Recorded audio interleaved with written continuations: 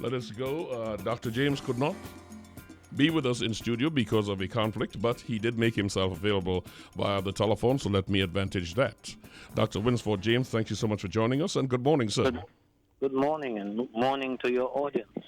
It is always good to have you with us, Doctor. We had a very, issue-filled week before the budget. As a matter of fact, before I go to the spat that's going on in the public arena, let me first ask you for your political overview on the budget that was presented on Friday.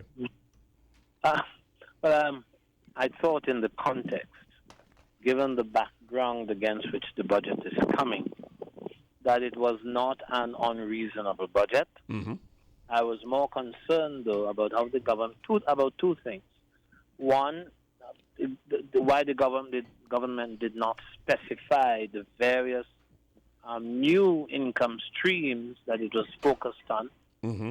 And two, how it was going to finance the deficit gap, the gap between what is budgeted and what is not budgeted. How are we going to finance the gap? So there's about a $16 billion gap, isn't there? How the government is going to narrow that gap, I'm not so sure. So those two matters, but I think overall it was not an unreasonable budget. Maybe changes will be made when the debate is conducted in the two houses, and we will see what kinds of changes they are going to be. We are talking to Dr. Winford James, over 10 years senior lecturer at the University of the West Indies, political analyst and commentator. He's with us this morning.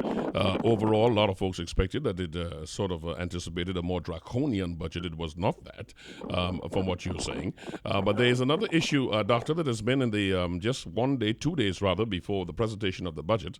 The public spat that came as a result of a meeting in August this year with the Minister of National Security, which was called by the President of the Republic. And this, according to the Prime Minister, without his approval. This meeting, which also included the Acting Commissioner of Police, the head of the Defense Staff, Rodney Smart, and Acting Police Commissioner Harold Phillips, was, according to the Prime Minister, done without his approval. The overreach necessitated the Prime Minister seeking constitutional interpretation from Senior Counsel Martin Daly, who counseled that the President was beyond his remit in calling a meeting with a member of the Prime Minister's cabinet, the Minister of National Security, without the approval of the Prime Minister. Dr. James, I've got a lot of wind coming into your telephone, but I will take that. Do you agree with Mr. Daly's interpretation? I haven't read his opinion. I've only read reports of it. Mm-hmm.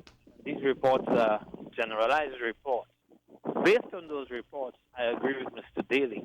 From my own reading of the Constitution and from long study of that Constitution in our actual political practice. Mm-hmm. Yes, and I think, yes, it's unprecedented. I'm not saying it's illegal now, but it's unprecedented that a president could do, or he did, what President Carmona did. Mm-hmm. You can't find any other president that has done that same thing. I know Robinson, of course, frustrated Mr. Pandey when he refused to appoint losing candidates who lost in the 2001 or the 2000 elections, to appoint them as senators. But he eventually had to relent and appoint them because there was no basis in the Constitution for him not to appoint. And we started discussing what we called the power of delay, whether the president had a power of delay. Mm-hmm. But this particular action, which involves the president inviting, if not summoning, the Minister of National Security, the Chief of the Defense Force, the Acting Commissioner of Police, three of the top people in national security, to a meeting at the end of which there was a 30-point report or proposal for the Prime Minister and the Cabinet, unprecedented. Mm-hmm. because presidents are not elected by the people, even though they may be elected by the two houses of parliament. They're not elected by the people. They have not, before their election by the houses, they have not brought to the people a set of proposals which they wish to pursue in office. There is no relationship between the people and the president in that direct way. I mean, if you want to have something like that, change the constitution. Right now, the president is ceremonial with those kinds of things. But what is passing strange about the president's action is that every week he is briefed by the prime minister, who's also the head of the National Security Council, as you know. He's briefed about government's plans. So why want to meet with the three officials in question in that context? And in fact, what makes him think that he can meet with them? In other words, if they had refused, which they didn't, I would have liked them to have refused. And it's a question I believe that should be put to them, right? Given their sense of what the Constitution says is right. Right. So why did they accept his invitation? But going back to the point, the president has mostly a ceremonial role to play as commander-in-chief. As commander-in-chief, he does not have a regular meeting with the National Security Council in his capacity. In fact, he's not part of the National Security Council.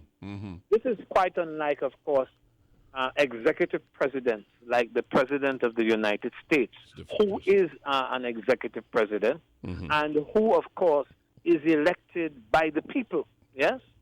And he is commander-in-chief because he is elected by the people to be commander-in-chief, right? And right. So he can have meetings with his chief of staff and his generals and the various, of course, secretaries of the various portfolios in his cabinet. Not this one. So, you see, the president did not take questions when he did his news briefing. Right. And so, I am sure there are journalists who attended who would have liked to ask him where he derived that authority from. Of course, there are other issues that arise. First of all, these basic ones have to be dealt with, I believe. Where did you derive your authority from? Well, and what would be the point? Without the advantage of a Q&A, a lot of journalists were not able to answer the question. The voice you're hearing, listeners, is that of Dr. Winford James, senior lecturer and political analyst, who's with us this morning.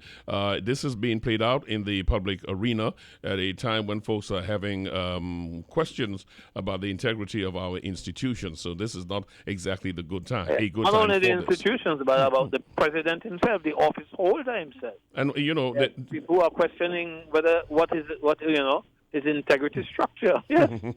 Indeed. Among the issues, and you did say there are other issues, attendant issues to this.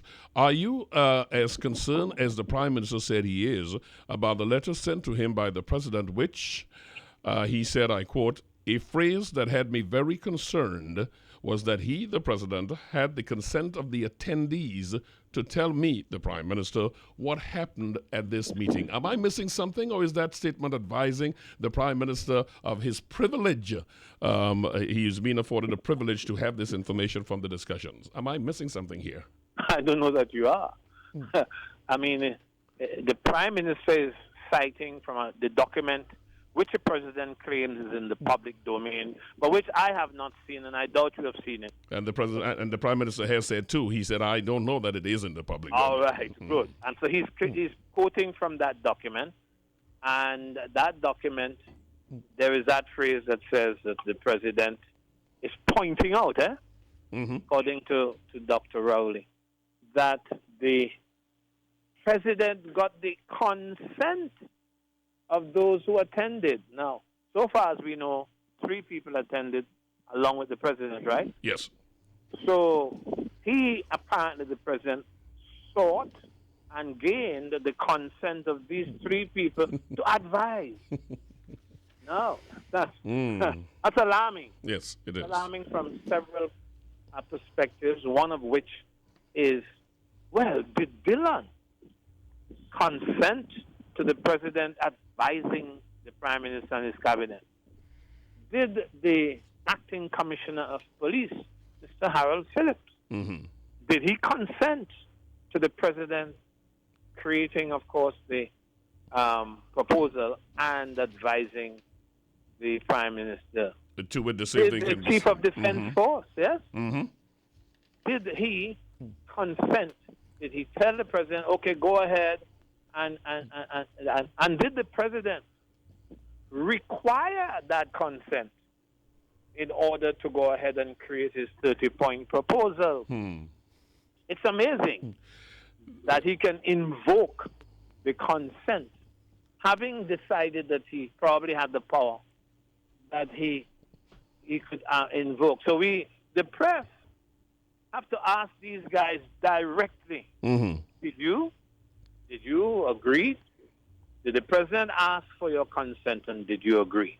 And if we could hold the president down to a real interview, another a managed and orchestrated one, we should be asking the president, if you have the power as commander-in-chief, why do you even need a consent? Was that consent voluntarily given, or did you ask for it and then it was given after the asking? 15 minutes. There are all kinds of questions to answer. We don't know the answer to these questions yet, Many questions there indeed. Just to go back on something that was said earlier, the Prime Minister, when he was addressing the issue, made clear that he was informed by the Minister of National Security about the wishes of the president, and he thought it could have been something of a family, a personal matter with the president, so he told the Minister of National Security to go ahead. I don't think anywhere was it stated that he was to bring along with him the other 2 parties who attended. Well, certainly the Prime Minister spoke as if he was not aware that was going to happen. And the question is it Edmund Dillon who brought them along, or were they invited in their own capacity and came along? Were they told, look, Edmund Dillon will be there in his capacity as National Security Minister, and I would like you to come since he will be there? Or is it that Edmund Dillon was used as the point man? Once he agreed, the president would say to him, well, could you bring along those other guys? Now, Dr. Rowley is saying, well, he doesn't even mention that thing at all. And he's saying he didn't know. He didn't know at all. And after he told Edmund Dillon to go ahead and see what's it about, because Edmund didn't seem to know, right? From what the report From what is reported, yes. Yeah, he didn't seem to know. So the Prime Minister said, go ahead and find out. But the Prime Minister informed us after the fact that he thought, without knowing, he thought that there was a problem that developed with the president and his family in the house, in President's house. The Prime Minister was not thinking that the president was calling his national security minister to discuss security matters and to ultimately develop a 30-point proposal. That was apparently, from what the Prime Minister is saying, far from the mind of the Prime Minister. The Prime Minister seemed to have been concerned that there was some development in President's house, not from the point of view of the president wishing to express himself in a role that was unprecedented, but that there was something the matter with the family there. So that's what we've got. Well, there are a number of issues that once we get past the immediacy of the budget, I am sure this will resurface because the nation will have to deal with this, because I think the inference from the document being leaked from some point for it to be made and then for the Prime Minister to have to defend it actually opens the door of confidentiality from some place, and the implications from that are far and reaching. The Prime Minister said, I do not wish to drag this matter on or to engage in any banter with the President. this is the end of what he has to say on this. Do you think this is the end of this ugly chapter? Well, he might be forced to say more depending on what the president says. I suppose other people, like the opposition.